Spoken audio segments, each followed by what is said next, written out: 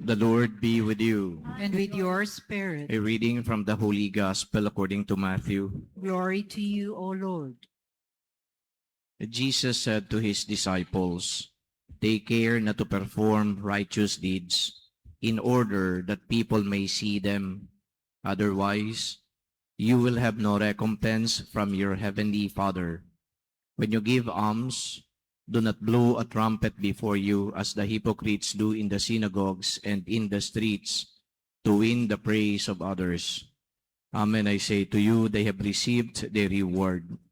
But when you give alms, do not let your left hand know what your right is doing, so that your almsgiving may be secret, and your Father who sees in secret will repay you. When you pray, do not be like the hypocrites who love to stand and pray in the synagogues and on street corners, so that others may see them. Amen, I say to you, they have received their reward. But when you pray, go to your inner room, close the door, and pray to your Father in secret. And your Father who sees in secret will repay you. When you fast, do not look gloomy like the hypocrites. They neglect their appearance so that they may appear to others to be fasting. Amen, I say to you, they have received their reward. But when you fast, anoint your head and wash your face, so that you may not appear to others to be fasting, except to your Father who is hidden. And your Father who sees what is hidden will repay you." The Gospel of the Lord. Praise to you, Lord Jesus Christ. When I attended the Euro Conference of the Couples for Christ, I was able to visit the city of Athens in Greece. And of course, I was excited to go there because it was my first time to visit that place. Then I was surprised that the expectations I had in my mind was thoroughly different from the actual situation or looks or appearance of the place. I was thinking then that Athens is a cosmopolitan city, that Athens is going to be very clean, just like other European cities, but it was totally different. It was dry, kinda, dirty. And then, doon pa sa lugar kung saan kami ay nag-stay, dami pang mga addicts. At makikita po ninyo, gumagamit talaga sila ng sirens, tinuturok nila habang nandoon sila sa streets lang.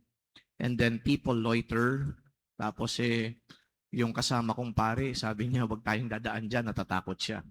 So totally different. Yung nga lang, ang isang pinagmamalaki ng Athens, syempre, dito nang galing yung mga philosophers.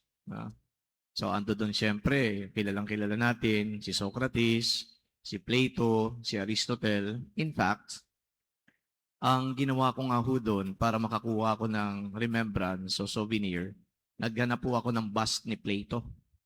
So sa mga tindahan, sabi ko, meron ba kayong bust ni Plato dito?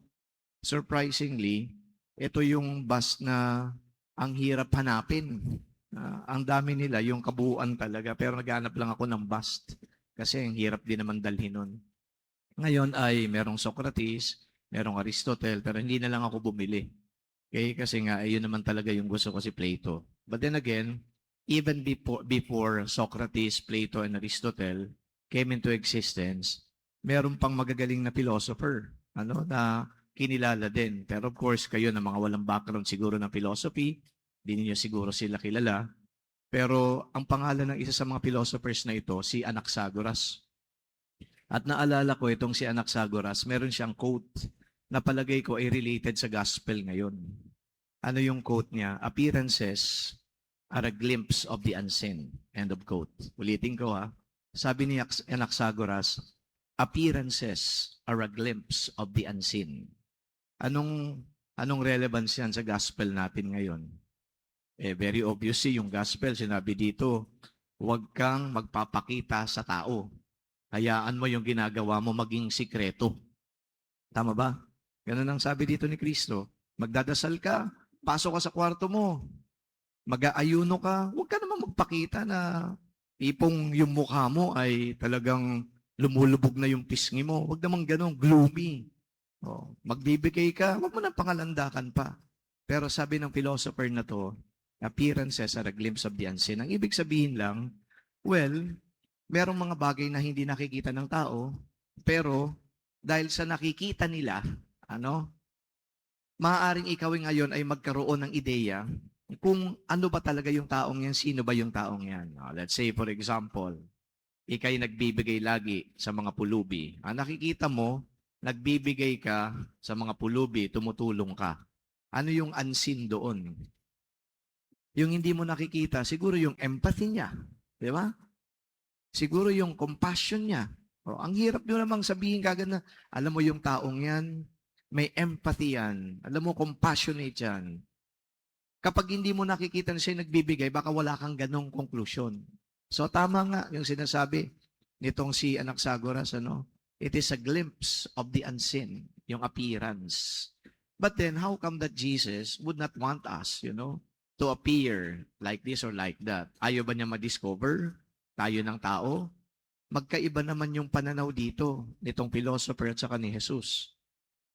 Kasi batid ni Jesus yung propensity ng tao na mga landakan, yung propensity ng tao na magmalaki, magmayabang. Yun ang iniingatan ni Jesus. Huwag kang magmamalaki, huwag kang magmamayabang. Totoo naman. Yung ginagawa mo, it reveals something about you. Pero, dahil sa human nature natin, na likas yung pagmamayabang, very proud about something, nagmamalaki ka, ito yung iniiwasan ng ating Panginoon. Kaya sabi na lang niya, okay, hindi ka man nakikita ng tao na ginagawa mo yan, hayaan mo na dahil nakikita ka naman ng Diyos. Hindi ka man maaaring papurihan ng tao, hayaan mo na dahil ang Diyos mismo, papupurihan ka. Hindi ka man bigyan ng reward ng tao, hayaan mo na. Kasi ang Diyos mismo, i-reward ka. Yun ang gustong iparating ng Panginoon sa kanyang mga tagapakinig. Now, I'm trying to reflect on it. Sabi ko, parang it's a choice between earning the praise of man and then having the blessings of God. Parang, sabi kasi dito ng ating Panginoon, kapag binigay na sa iyo ng tao yan, ano pang recompense mo sa Diyos? Binigay na ng tao sa iyo yan.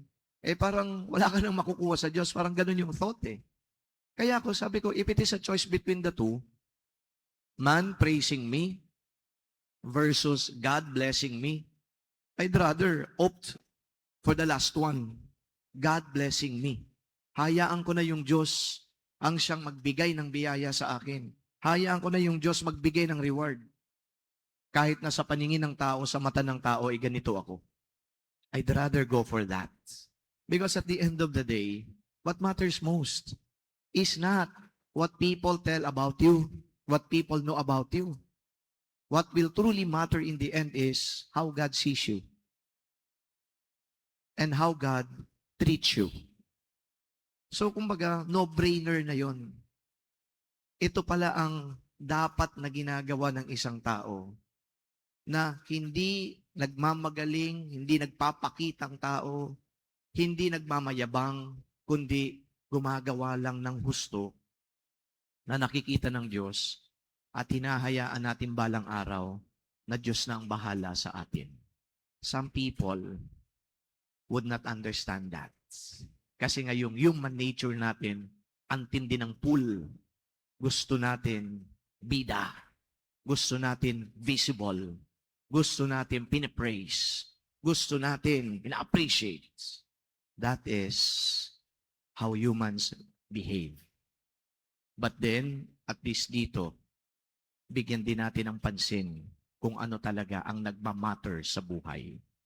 As I told you, what truly matters is how God treats us. Ang dami kong sinabi, nag-umpisa ako sa Athens. Tapos binigyan ko pa kayo ng mga background ng philosopher. Yun lang pala yung message. Context ng tawag doon. So today, as we end this reflection, I pray that we may indeed learn not to be visible, but simply to be hidden and yet seen by God. Amen.